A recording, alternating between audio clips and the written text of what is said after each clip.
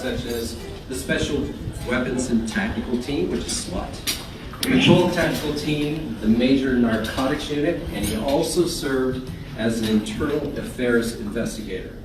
Jerry rose through the ranks, serving as lieutenant, captain, deputy chief, and as the department's first assistant chief of police. Jerry was appointed police chief on August 1st, 2001, and was the longest tenured police chief in the history of Fresno Police Department. He is the longest.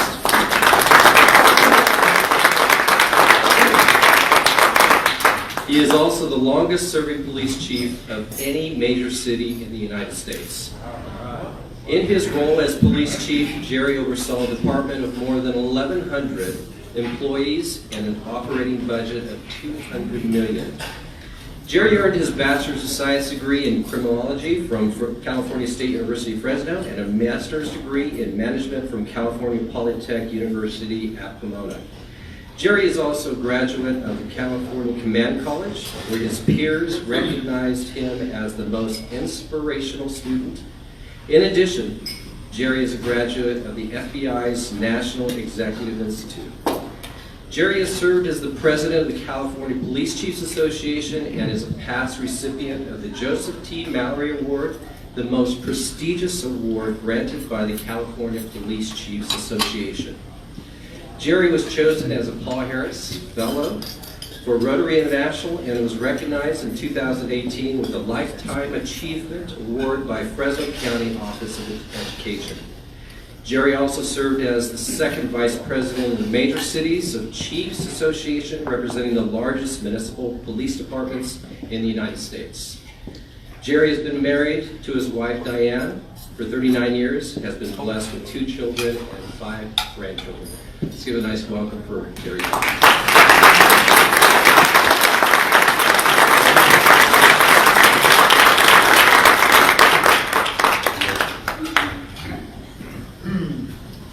Thank you, Larry, very, very much, and thank you for introducing my wife earlier, so I do not forget to do that, but I'm going to do it again. My wife, Diane, 39 years of marriage. And we actually met our freshman year in high school, and we've been, she fell in love with me instantly, I'm sure. Maybe not. But yeah, 39 years, and again, it's a blessing to have our 2 children here locally, as well as our 5 grandchildren. And you may have seen our latest granddaughter. We did a commercial here in the month of right towards Christmas and New Year's, and our granddaughter Charlotte, we were able to display her. So thank you for having me here. You know, I've spoken at Rotaries for, I don't know, 25 plus years in Fresno. And I think this is the first time I've spoken at a Rotary not in a police uniform. And so it feels a little bit strange to me. So I want to just start off with something a little bit humorous about a pastor and a mayor and a mule. And so it was a pastor who found a mule, a dead mule, on his church property. He was a little confused about what he should do. So he called the health department and said that they said that they could not remove the mule, the dead mule, without the mayor's approval. The mayor, unfortunately, not like the future mayor, had a reputation for being mean and cruel and not very friendly. The pastor called the mayor, and the mayor did not disappoint. The mayor got upset for having to deal with such a trivial issue.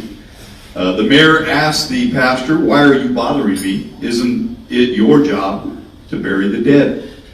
And the pastor prayed briefly before responding in order to get the right response. And the pastor replied, "Yes, Mayor, it is my job to bury the dead, but I always like to notify the next of kin before I do." So I apologize if there's any clergy in here.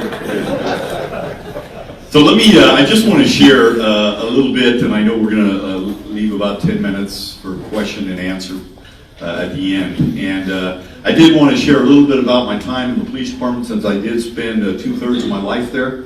40 years and 5 months in the department, and worked my way up the ranks, as you heard in my bio. and worked in neighborhoods all over Fresno, primarily in the southern part of the city, is where I dedicated my service, and then worked my way up through the ranks, but spending the last 18 years as the police chief. And as I look back on that 18 years as the police chief, I quite honestly, I'm not sure how I was able to stay 18 years. The average life expectancy in service for a police chief in a major city is under 4 years. That means police chiefs are transitioning every 4 years. And but I had a lot of good people surrounding me, quite frankly, in my staff, the officers, and the community. And I just want to thank you for allowing me to serve this community for so long as your police chief, and for the confidence that you had, not only in me, but also my department.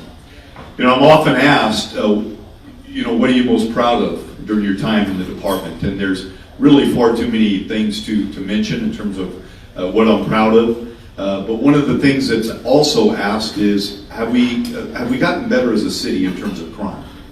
And sometimes that's hard to determine, because when we turn on the news, we see murders, we see a horrible incident like we had here recently, where 10 people were shot in the backyard of a residence, 4 of those people killed. Thank God the individuals are in custody that were involved in that. And here's the reality. I looked back last week, in fact, over my 18 years as the chief. And when I became the chief, and then up until I left, actually in 2018, through the end of 2018 when the statistics were captured. Violent crime was reduced over that period of time, even though population increased by 40,000 people in our city. Violent crime was reduced by over 28% during that time period. Property crimes, thefts, burglaries, auto theft, a number of those combined, were reduced by 42%. And auto theft, you remember if you look back in the mid-90s, we were the car theft capital of the nation. Remember 1994, we had 13,500 cars stolen in our city. People were running out of cars to steal. They had to steal the same car over and over. And 18 years, 66% reduction in auto theft in our city. We're no longer the car theft capital of the nation. We're no longer even in the top 10 like we were. And so we've come a long way. Robberies reduced by 33%, and burglaries, people breaking into homes and businesses, has been reduced by 43%. So the answer is yes. We have become a safer city, but we still have so much more to accomplish. Graffiti. At one time, there was graffiti everywhere in our city. The police department took that over under the Rotary administration and made it a priority. And we partnered with community groups. We went after taggers, vandals. And I'm proud to say that we, right now, 98% of the graffiti that's reported to the department is removed within 24 hours. And that's why you don't see graffiti everywhere in our city. I do get concerned about that. And I'll give you an example. I was in New Jersey and speaking at a national conference a few years ago. And the New Jersey State Trooper picked me up at the airport, took me to the event. I spoke, spent the night. I was riding back with him to the airport the following day. We were on the freeway. And as I looked at the freeway on both sides, the walls, the overpass, I could not find anywhere where there was not graffiti. It was covered every square inch. And I remember asking him, who's responsible for removing the graffiti in this area, in the city, on the freeway? And he says, and he looked over at me, and he said, what graffiti? They had become so accustomed to graffiti in their city, they no longer noticed. And I'm going to tell you what worries me about Fresno. It's not the graffiti, because we have that under control. What worries me about Fresno is the trash. The trash that we're seeing on our freeways, the trash that we're seeing on our streets, the trash that we're seeing in our neighborhoods. And it almost appears like we've become accustomed to much of it. Much of that is a result of some of the homeless population that we see within our city that, quite frankly, has taken over certain areas. And so when I go out door to door and I knock on doors, and I do that in the afternoon, and people actually invite me into their homes on occasion, and we sit there at their table, my wife and I, or just me, and I hear about the issues that are important to them. The number one issue that I hear in Fresno, no matter where I go, north or south, is the issue of homelessness in our city. And it is not restricted to our city in terms of being a challenge. It's a national epidemic, but we're responsible for our city. And so that is the very thing, one of the very things, the first things that I am going to tackle as the mayor of this city. It has to be. And I don't believe there's a simple solution. If there was, it would have already been done. It would have already been dealt with. But I do believe there are strategies and solutions out there. And the one that I believe is going to be the strategy that is most beneficial to us as a city, the one that we're going to see the most progress on instantly in terms of the visibility of homeless in our city, is to establish navigation centers. And I've spoken quite a bit about this. I've been to San Diego. A navigation center is where you centralize your homeless population in an environment where they're safe. An environment that's not cold. They have sprung up shelters in San Diego. They're large tents, similar to what you would see for barracks, but they're aesthetically pleasing to the area in which they're in. And they have bunk beds in there. You can house 200, 250 people in them. And within there you have, the walls are about 18 inches. You have air conditioning and heating, laundry facilities, showers, bathrooms, all of the necessities that they would need. They can come as they are. There's 5 things that drive homelessness in our city today. Number 1 is addiction to alcohol. 2 is addiction to drugs, primarily methamphetamine, because methamphetamine originated right here in our valley. So it's more available, more affordable, and we have more addicts, people suffering from that addiction out on our streets. The third thing is mental health. We have a mental health crisis in our city. And the fourth is veterans who oftentimes feel abandoned, who come back into society, sometimes suffering from some type of PTSD, and they sometimes are addicted to alcohol or drugs or have mental health issues. And then lastly are families. You would be alarmed at the number of families that are out in our streets today who have been displaced, women and children. Some of those displaced as a result of domestic violence. And so those are what drive our categories in Fresno. You'll see homeless populations concentrated in areas near recycling centers, because those recycling centers is what is the magnet that draws them to that particular neighborhood. Or perhaps they're drawn to an area where there is a nearby street corner where they can go to and they can solicit donations. And I will tell you that some of those individuals are making $300 a day. And we as a society have to exercise our compassion in a more wise manner and not give to these individuals to enable them to continue the lifestyle. One of the reasons that some of the homeless population, because our homeless task force, the police officers combined with our sanitation workers, we go out and we offer services to these individuals and move them along so that they don't establish a particular presence in an area through camping. We have a no camping ordinance. And one of the things that we see is that fewer than 1% take advantage of services.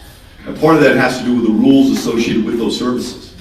And so a navigation center is for the purpose of, if you want to bring your animal, you bring your animal. Bring your belongings, bring your addiction, bring your mental health issues, and come as you are. We just want you out of the environment, out of the neighborhoods, out of the shopping centers, into these structures that we can centralize service. And they're not intended to be forever. In fact, that's part of San Diego's failure, because they don't have housing available for them on that back end. But they're there for 3, perhaps 4 months to become stabilized, and then to transition them out into some form of housing. Now, we all know we have an affordable housing problem in our city, like most cities in California, but there are alternatives, C-trains, that are very affordable, that are aesthetically pleasing, that some people actually are using those in the mountain environments to use as a home, or tiny home villages that we have to take a look at in our city. We have to become creative.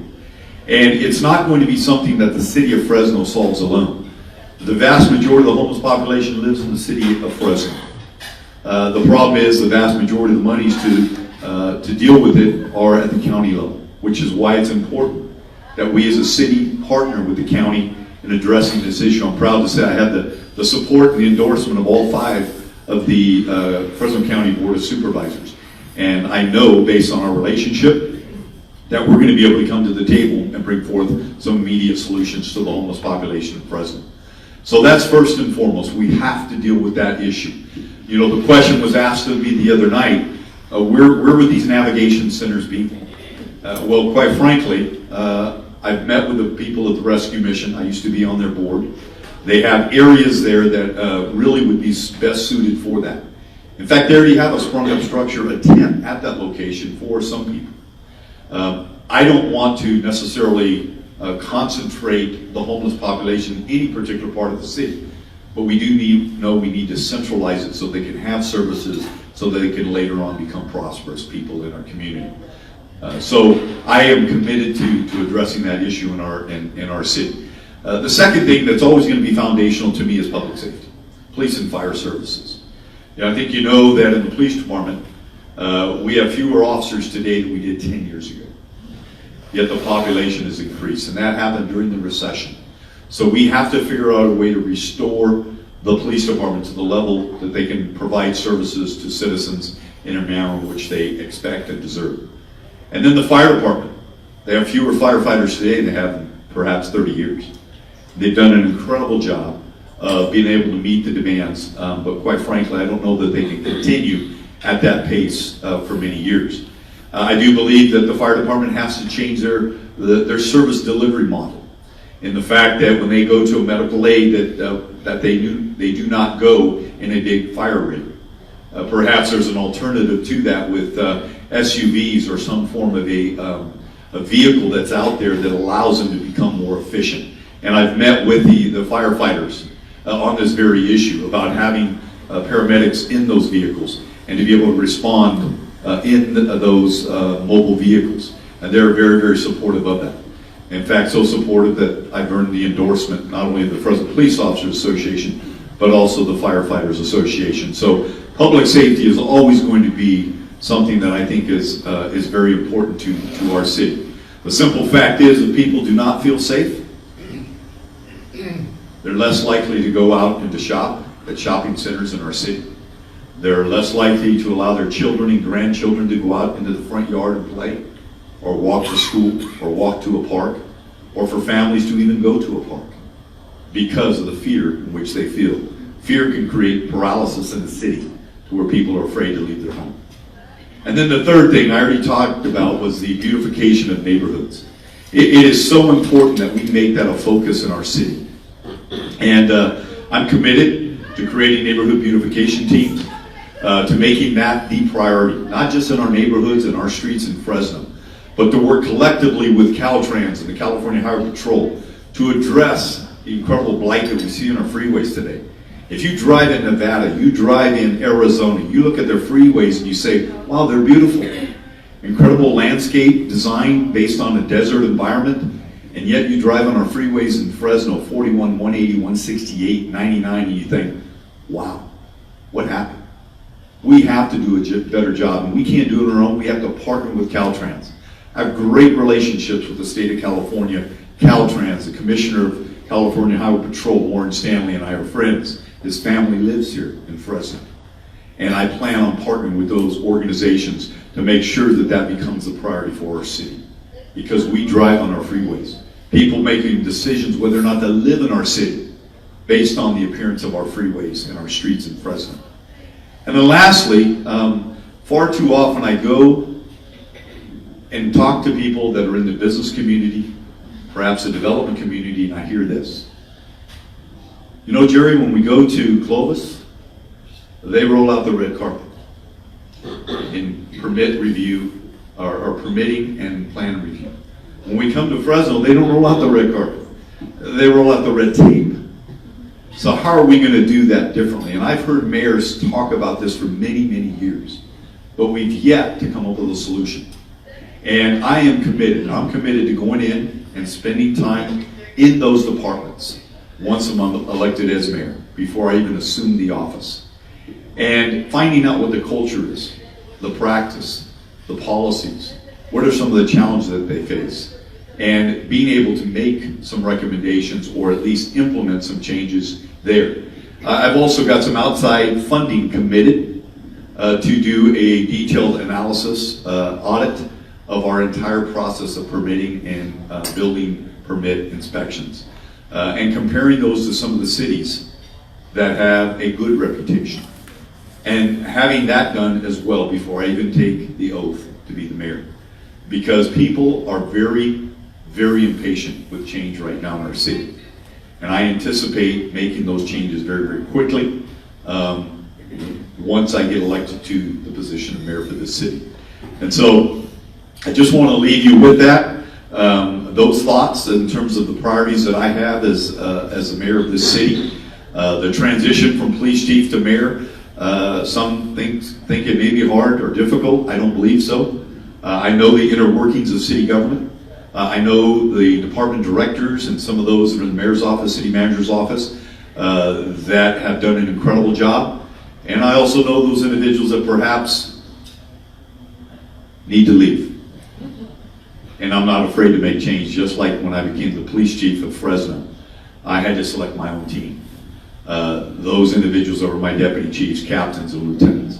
And I'm looking for a team of individuals that are honest, that are hardworking, that are willing to carry out the vision that I believe is important to this city, and people that are committed, that they're committed. They own this city of Fresno, just like I own it.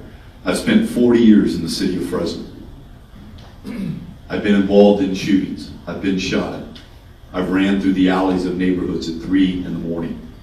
As a police chief, I've been in the hospital with families when they have a 5 or 6 year old daughter that's been shot in a drive-by shooting. I've held hands with them, I've prayed with them, because I love this city, and I love the people in Fresno. My wife and I had a decision to make when this opportunity came up for me to run for mayor. We had delayed traveling for many, many years, and it was my goal to retire, to travel, to enjoy the family. But when this opportunity came up, the door opened for me to run for mayor when Lee Brand decided he was not. I knew it was a decision that had to be made very quickly, but prayerfully, and we made that decision. And I'm willing to set aside our personal desires of travel and family for the betterment of this city. And I hope that at some point in time, you folks will stand with me and support me, because I'm sold out for Fresno.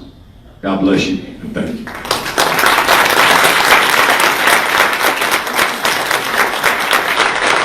Any questions any of you have about anything? Yes, sir. You talked about crime, understand it. Do you see the California governor eye to eye? And if not, why not? I've not had the opportunity. I worked very, very closely at one time, even though Jerry Brown and I were oftentimes in opposite sides of the camp. We worked very, very close together when he was the governor. In fact, when I was the president of the California Police Chiefs Association, I worked with him frequently, as well as I did with Governor Schwarzenegger when he was here, and brought monies into the city of Fresno. That same relationship will occur with myself and Governor Newsom. I'm very, very confident of that, because I believe just because people may be from different walks of life, or perhaps people are from different parties, that there's no reason we have to be at odds on issues. And I'm going to take advantage, quite frankly, of what the state of California has to offer, just like they're offering money today for homelessness. I'm going to take advantage of the relationships that I've established in Washington, D.C. But I do believe that many of the decisions that have come out of Sacramento have been detrimental to local government in California. One of them being with the laws, Prop 47, 57, AB 109. It's been horrible. Been absolutely horrible what they've done to the residents of California. And now they're starting to realize it. And they're starting to make little tweaks and adjustments. But the reality is they've taken away much of the control of our judges in the courtrooms. They've taken away much of our control and authority in law enforcement. And unfortunately, as we start to see tragedies occur in our communities across California as a result of those changes in the law, that's when we're going to see the pendulum swing back to where it needs to be. Unfortunately, it requires tragedy for that to occur. Just like we saw in 1992 with Mike Reynolds, when his daughter Kimber Reynolds was killed in the Tower District. It was as a result of that incident that we ultimately ended up with 3 strikes and 1020 life. When we started to have tougher sentencing in California. I don't want to see tragedy, but I do know that tragedy oftentimes wakes people up in our state. Yes, sir. As far as beautification is concerned, I think the maintenance of beautifying an area is more the problem than just the creation of the beauty. And when you travel into Nevada or Las Vegas or even Modesto, you see a lot of freeways that have concrete designs that, and I would suggest that would be a good maintenance avoidance. Totally agree. That is the landscape, the desert landscape look. That's beautiful. It really is. Now, I also understand the importance of greenery in a city on the freeways as a result of some of our emissions and pollution and how that counters it. But there's a balance that can be achieved with both, and I really, really believe that. But if we're going to put greenery on the freeways, we have to have an ability to maintain it. And that is something that I know maintenance-wise in California, in Caltrans, the maintenance budget has been stripped quite a bit. But that doesn't mean we have to have trash. It doesn't mean we have to have freeways that look horrible. We can do better and we will in that arena. But I agree with you on the landscape design. Yes, ma'am. I just wanted to ask you a little bit about the convention center. I know recently nonprofits, I sat on the Central California Women's Conference Board, and just the new management of possibly not allowing you to use local vendors, making it really expensive to have events right here in our own city. So do you have any advice on that, or where do you think that might go? Because that really, if you do a 20 to 30% surcharge for using local vendors, will make it near impossible for people to bring in a business to our own city. Yes. I think we were doing fine just the way we were, quite frankly. I think what's happened, and I think they underestimated this, when the council chambers was packed with people. And I'm not going to, yeah, I am. Jim Pardini has catered over there for decades. He's catered all over Fresno. And I got to tell you, he's done some nonprofit work for Fresno. He's poured his heart and soul into Fresno. And I thought it was very offensive for them to even question, quite frankly, Jim Pardini or that service and to open it up when I don't believe that they needed to. And so my opinion is it should not even been an issue on the table. There's plenty of other things in our city that we need to address beyond that. Now, in terms of the Convention and Visitors Bureau and the dollars there that I think we subsidize about $700,000 a year as a city on the convention center, that does have to be looked at. I do know there's been deferred maintenance in many respects, that the infrastructure is such that things have to occur. I don't know if that's better addressed by the city of Fresno or a private company. But I do know we have work to do in that arena. But the simple fact is, as a city, sometimes you do have to subsidize those types of things so that you can bring people into your city, that you can increase your room occupancy. And so you do have to subsidize those things. Oftentimes you have to subsidize inner city housing so that for a lot of reasons. So those subsidies that I'm not afraid of, I just don't think that is an issue that's important enough. Jim Pardini should continue to serve food at the convention center. Anyone else? Yes, sir.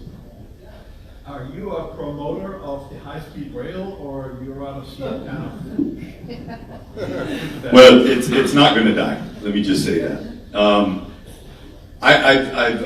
Later in January, I'm going to be going on a tour of and to learn more about it. But I did meet with Tom Richards for lunch this week. He's on the High Speed Rail Authority board. He gave me some insights. Whether you're for high-speed rail or you're against high-speed rail, the train has left the station. And so here's the hope. By 2028, that there is high-speed rail connected from Bakersfield to Merced. Now, we don't need to get on a train to go to Bakersfield or Merced. We know that. But the next logical step is for that train to be connected to the Bay Area. And when that happens, you're going to see Fresno explode. And when I say when it happens, I believe it will happen, but it's not going to happen for a lot of years. But I do believe it is something that the voters approved, however, approved based on a dollar amount that has now grown substantially. And but I do believe that far enough down the road that somehow, some way, it's going to have to be completed if we're going to be benefited in Fresno. And the benefit is for the valley. It is for Fresno, because we were left out of the equation when I-5 was built. Fresno was abandoned because people started taking that freeway from Southern California to Northern California, and we have the 99 freeway, and we know what that has done to us in the valley. This corrects that, or will correct it. That's the hope. That's the intent. I wasn't at the onset, I wasn't a supporter of high-speed rail. I wasn't. However, I did understand, in speaking with certain individuals that were involved, what that benefit would look like to the city of Fresno if and when it ever got done. I do believe today that it's going to get done, but that thing isn't going to be. We're not going to be 2020, or I would say 2020 before that thing gets us to the Bay Area, in my opinion. Maybe sooner, but I think that's where I mean, what did I say? 2030, I'm sorry. No, 2020 to finish Bakersfield to Merced. 2028 before we finish that. So we're probably looking at 2040, who knows? So, yes, sir. Jerry, is there a way we can make them beautify downtown Fresno the way we have torn it up? It looks terrible. Yeah, Fresno, the downtown area, I do believe that opening up the Fulton Mall is a good thing for Fresno, but it was a starting point. It was foundational. I think downtown has to be a priority in terms of revitalization. But what I mean is where they've torn down all the buildings for the high-speed rail, can't we make high-speed rail, at least put some trees in there and make that beautify a little bit? It looks terrible. I don't know, and maybe that's part of it. I do know that they went into this thinking it was going to be a lot easier than they thought in terms of acquiring land. One of the things I found out in the police department, when they would acquire the land, and then the homeless population started occupying, it was no longer a authority of the police department or the city of Fresno to address the homeless on those properties. And so you end up with trash on properties that are now owned by the state of California, but they're not doing their job to address the beautification efforts. And that is a conversation we have to continue to have with them. They have to fulfill their responsibility and obligation to a city. It's not just about coming in and taking land and building a railroad. It's about not doing those things that are going to be detrimental to us as a city. And so those are ongoing conversations, but I do like that suggestion in terms of what they need to do. Yes, ma'am. So a two-part question about the homeless population. Is there a decent percentage of the homeless that did not originate in Fresno but came here from other places? Combination, but I don't, and I had asked that question of my folks too, because at one time, after we got sued as a city, like many cities have, we got sued by the ACLU, and the federal court said in order to move, if you have 10 or more people at a location for 10 or more days, you must notice them, give them a notice, just like a landlord would evict someone, because they have a right to that particular area they're at. That if you take their property, whether you believe it's junk or not, you have to store it for 30 days so they can come and get it. So we ended up losing a lawsuit, and I have to say that after that, the loss of the lawsuit and the paying out of $2 million, there was a reluctance to do very much with the homeless population. At that time, I do believe we may have had an influx of people coming into our city. But I don't know to what degree. When I asked my homeless task force officers who were out there making contact with people, quite frankly, they felt it was the same people that they had seen over and over again. And there's probably 3,000 to 3,500. So I don't know. if we've seen that influx over the years. So the reason I ask is because I would imagine that in temperate climates on the coast, I think that the drug problem is a statewide problem. And that when you become homeless, you tend to find a temperate climate. And so I think some of the homeless population may be migrating. So my question is, why isn't the state addressing this so that when certain communities are overburdened, some of that homeless population, if there's a cohesive solution like using railroad cars and creating navigation communities, why can't they be spread out into some of these other more affluent communities that have no homeless and have them take on a share of the state's drug problem? You're trying to get me killed. So the state of California is finally putting money where they need to put it. And to the tune, I believe, of about $600 million and maybe even close to $1 billion now. In fact, I think there was supposed to be an announcement today. I got an email this morning from the state of California. But I believe that the recent channeling of funding to cities, in the city of Fresno, I think it's going to be about $5 million this coming year from the state. That's going to be a big help, plus the money going to the county of Fresno. But that money is not guaranteed, and money alone is not going to fix this problem. But I do notice that there's a lot of not in my backyard attitude. And so any attempt to relocate the homeless population anywhere is going to be met with some form of resistance. I already felt it. I made a comment the other night on a debate about navigation centers and putting them down at the rescue mission, where, by the way, our homeless population has been for many, many years. If you go down there and you look in front of the Poverello house, there are tents and trash, and it looks like a third world country. Now, my suggestion was to take those individuals off the street into the tent and clean up that area so at least from a passerby's view, somebody coming into the city, going, taking Ventura Avenue, whatever the case is, that it looks attractive. And you would have thought I was Satan. One of the council members attacked me on social media, saying, then why should we have navigation centers there? Why don't we put them up at Copper River? Why don't we put them in the northeast or northwest part of Fresno? Because services are down there. That's where you want to centralize these individuals so that services can be brought to them and get them out of the environment. So for me, it's a no-brainer. It's a no-brainer in terms of how that occurs. But the state of California is going to pony up and give us some monies. I believe that with all my heart. So I'm going to close with this, because I see I'm getting the hook. You've probably already heard through this campaign that there are individuals out there, like any political race, where people will become nasty, where people will say negative things, where people will go on the attack. I felt that the other night at a debate that I was at. My opponent started attacking me on issues that occurred in the department. I shared with him, and I'll share with you, no matter how much I'm attacked, I'm not attacking back. And the reason is simple.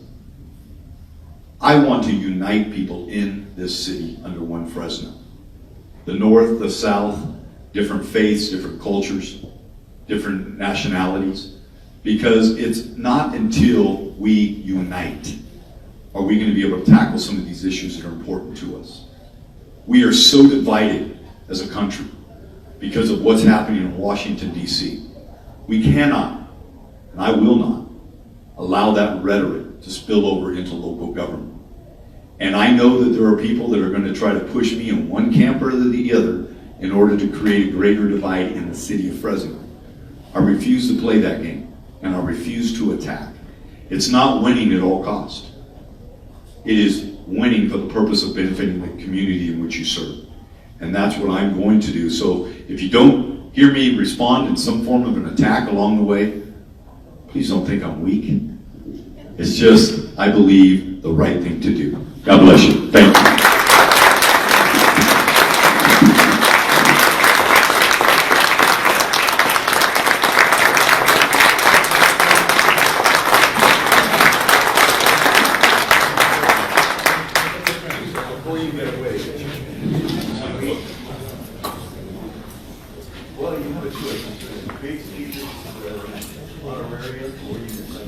No honorary. Well, we have a book for you, so I want to be a police officer, which we're gonna donate to the Lowell School Library. We'd like to.